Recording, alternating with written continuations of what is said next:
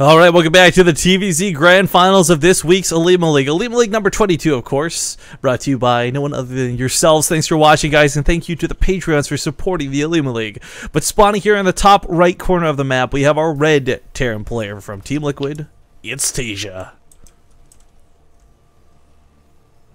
In the middle left, as the teal Zerg, it's Sacsri. So I guess for TaeJa's sake, deciding blue wasn't quite working out for him. Yeah, he's like, F that color. Didn't work out. Actually, there are some players who are super particular about their colors, but I don't think TaeJa really cares. As far as Catalina goes, I mean, it would be kind of cool to see a 3 Reaper opening. It's what it seems like a lot of Terran players are doing on this map right now. It's the fad, the trend, whatever you want to call it. But the reason I want to see 3 Reapers is not because I want to see TaeJa destroy Sacsri with 3 Reapers, but I'm actually more intrigued to see how Sacsri deals with it. Because a lot of the time, these 3 Reapers, if they snowball out of control, they go hard. Like, that's it, game's over. But if you defend against that first one well, if you can defend against the additional 2, maybe it becomes a little bit more manageable. But again, TaeJa may not even go for that strategy. Yeah. It's kind of... It's a little bad for Sacsri. It's not like super terrible, but he did go pool first versus a command center opener. And the reason this is bad is that A, he was probably expecting the Reapers like you were talking about, so he would, be able to deal with that really easily. But B, he won't even be able to make 6 lings. Like, his Ovo didn't scout correctly first anyways, so he won't even know it's CC first, but even if it was, CC finishes before the 6 things get over there. So... Yeah, that actually, that is very unfortunate. But yeah, you don't really get a whole lot out of this. But if the supply depot isn't down, then you can get a lot from it. Sometimes, though, that is kind of the coin flip, the risk, the gamble you're willing to take in any sort of matchup, though. And TaeJa, well, he's hit the jackpot as far as openings go. Yeah, a little bit. Again, these aren't like mind-blowingly different. Like, they're not gonna be like, oh my god, Sacsri's already lost. But it's just a little unfortunate, And he also did invest into the 6 lings, so you could have just gone for the macro. TaeJa getting this bunker is a little weird. Sometimes we see it like once every like 2 months or something like that. Well, it's not even that he's getting the bunker. I really hope he fully was off the main. You don't want to have to pull SCVs to deal with this. Like, great, you got the bunker in a great position against lings, but you let them up into the main. Yeah, the bunker's not even gonna finish in time too, so he's gonna have to dance around a little bit. SCV's gonna buy the range just a couple extra seconds. He desperately needs to get inside that bunker.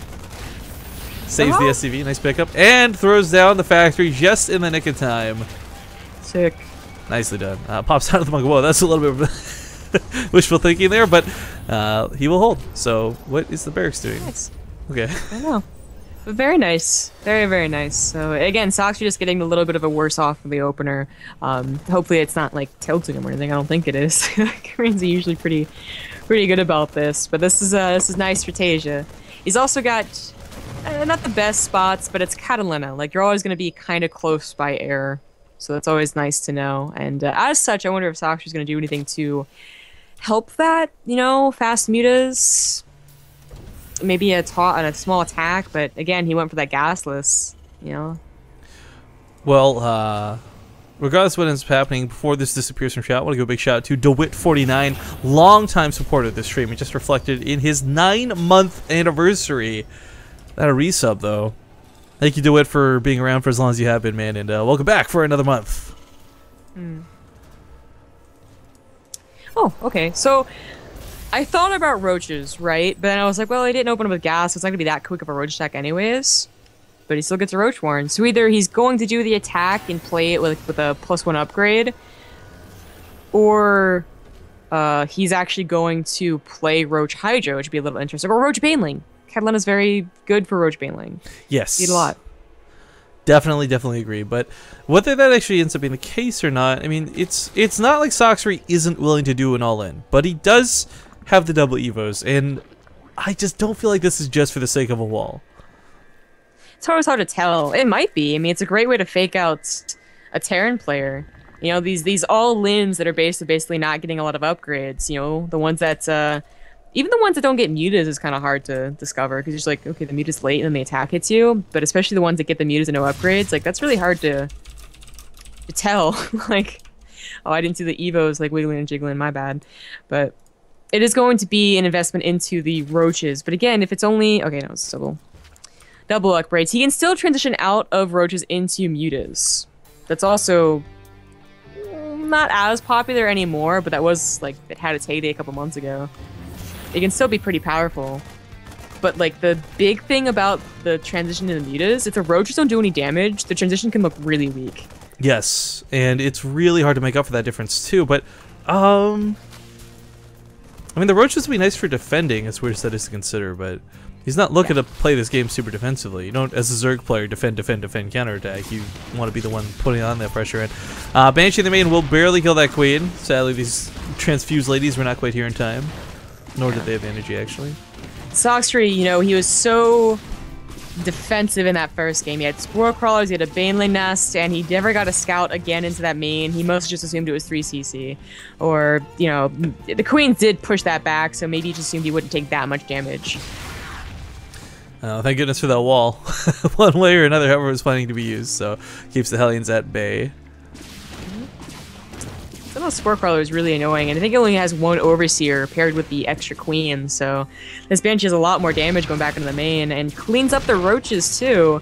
He's getting up to 3 Banshees. That's such an interesting decision, but it's also a good one. It's not one that we usually see unless he's going on a mech. I think this is really smart because he did identify that the roach count, I mean, he's seen both the natural bases at this point, so he knew the roaches were the only option. There wasn't a Spire on the way, so what do you deal with roaches best with? Not tanks that can easily be sniped if they're too close to the ledge, but Banshees that can't be attacked, period. Yeah, it does delay a lot of your other, like, the usual stuff you have when you go bio. So, you know, his +1 armor is a little bit later, maybe because he didn't have enough gas, but certainly the medevacs are a lot later, right? And you don't have Widow Mines. And if he does transition, then, you know, not having Widow Mines can be a big deal. Hopefully not. And that still is if Sacsri transitions into mutas. We're just going to have to basically see and wait for Roach or for Hydra's Den or Spire. That's also something the Banshees give you, you know? Like scouting. Really good scouting.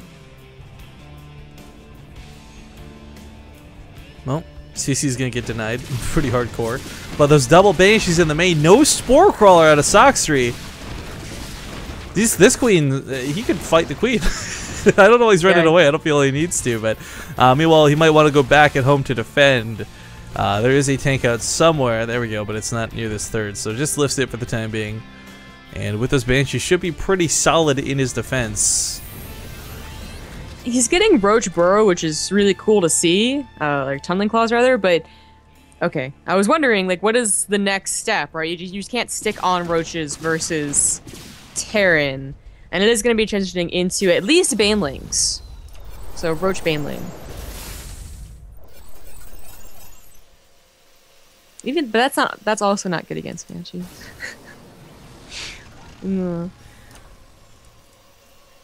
Well, I mean, if Banshees could be, or if Banelings could be fired in the air, they'd be pretty good against Banshees.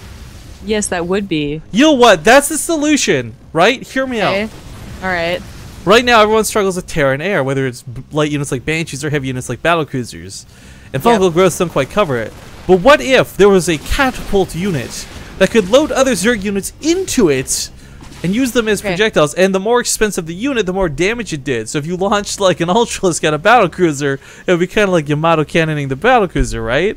Okay, but if you launch Banelings, not only do they explode for their normal damage, they have their catapult damage as well. So the upgrade for the Phoenix is no longer range, but you give it a catapult, so it picks it up. Oh no, Phoenix would have to be like a... If catapult, no, a catapult wouldn't work. It'd be like more like a slingshot, I think. Well, either way, like it shoots it, you know. So you could like in like teams, you could pick up like an Ultralisk and shoot it. But you can't pick up Ultras in the first place. Is there another upgrade that suddenly lets them lift massive? Damn. Come on, Zombie Grub, are you even thinking about this? 16 Phoenixes and you pick them all up. They finally implement that upgrade that you always wanted. I know, I want that one to be an upgrade so badly. What about if you like lift up Banelings and shoot it? Like that's the splash damage that you have. I know, that's one actually, that legit I think should be a thing. If you are going to graviton beam a Baneling and you explode it, it should deal splash damage to the air. Yes, I know your feelings on this one. What's that stupid tag on the hashtag riff logic or whatever? I hate you guys. My balance ideas are the best ideas. Good job, guys. Good job. Oh yeah, you missed this last week. It's very infuriating. I did. We do have Roach Baneling, but also an Infestation Pit. Yeah? I don't know. It's going to be really hard for Sacsri to get on top of TaeJa at this point because he's really let TaeJa get away with 3 bases for a long time. TaeJa's not only got a pretty large army supply, he's got a pretty effective army supply. Burrowed roaches on creep. Ooh. Oh, you did scan it. I was like fully surprised. I mean, it's like that's the rule. Is there? You don't burrow things on creep because they're gonna be scanning for the creep tumors anyways. That's true. I feel like Sacsri played this game and it didn't work out as he wanted, and he's thinking on his feet right now. And it's not necessarily totally bad, but it's dangerous. Well, the banelings will come in after the army had been lifted to the air, so the tank actually kills quite a few of the banelings. You know, we never see tanks be effective ever in CVT, but for this time, or well, with bio, pardon me, but for this time it works out very nicely. Now, Sacsri will clean up the majority of this, but I think one of the key things was these tanks took out about half that baneling count, if not more. In fact, 12 banelings get easily sniped off at the start of that fight. Yeah, and imagine if 2-2-1 had been done during it too. That would have been really nice. But it is finishing up now, and it'll probably have enough reinforcements to deal with this. The Thor being a surprising help. Yeah, lots of really good damage here out of TaeJa, but for Sacsri's sake, the nice thing is you look at the resources lost, and that's not like coming at this army with Mutalisks and Banelings. Mutalisks are 100 minerals, 100 gas. Roaches are a pittance of that cost. Same kind of goes for the Banelings. Same Banelings straight out one way or the other, but the one thing I do not like is the fact that TaeJa's not really been taking advantage of drops, right? You know, he's got to recognize, hey, wait, we're 17 minutes in the game. There's no mutas. Why have I not been dropping? Yeah. Well, I think that was fine for that attack because he did need most of everything what he had, but then he immediately starts dropping. He has a drop going into the main now, which I think is really good. I don't like that he doesn't have missile turrets around because he knows that there are burrowed roaches. So there's not really one covering his army at the third, although there's one covering the mineral line, and nothing covering the middle, but his planetary was morphing, or the would-be planetary was morphing. It's kind of a nitpick. He does clean it up and restart the command center. Well, the burrowed roaches I think are a really cool idea, but they really haven't accomplished much, sadly. However, back at home, the nice thing about roaches is they're not good units on their own. I think this is very much a fact and not an opinion. But when they're coupled with a lot of infestors, banelings, we see them just have that perfect amount. It's like that mix of health. It's not constant damage, but it's burst damage. There's a lot of really great ways you can use roaches. And we see Sacsri, again, no Mutalisks have been made over the course of this game. Not a one. And he's still playing toe-to-toe with TaeJa come 20 minutes in. But as TaeJa gets these upgrades, he's double producing tanks, which is something that we see a lot of people miss out on. That's why tanks don't look so great.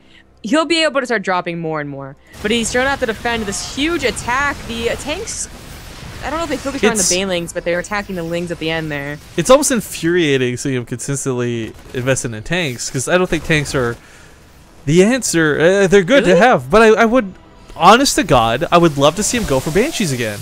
The Banshee's gonna shut down with Harass, sure, but hear me out on this. You pick off all the banelings, you shell out the roaches forever without taking damage. A couple of tanks is good, but he's invested into so many this game, the first attack was great, and they haven't really held up since then.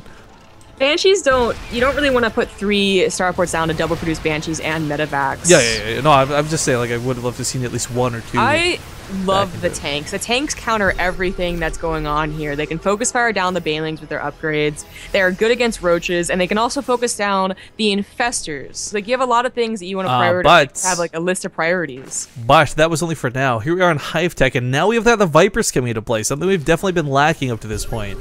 Even then, like, he can stop making tanks now, and apparently he has, because his army's going to be 3-3 with a lot of Medivacs. Like, you can actually start just like phasing out of tanks and be fine against Vipers, or okay against Vipers. Well, the roaches, they're burrowed. They're not actually doing anything. I'm not sure if this is intentional or not. It feels like a miscontrol out of Sacsri. That's a large portion of his army gone, because those were supposed to soak the hits to let the banelings roll behind them and into that army. Now Sacsri's down with nothing left. Good game is called on TaeJa.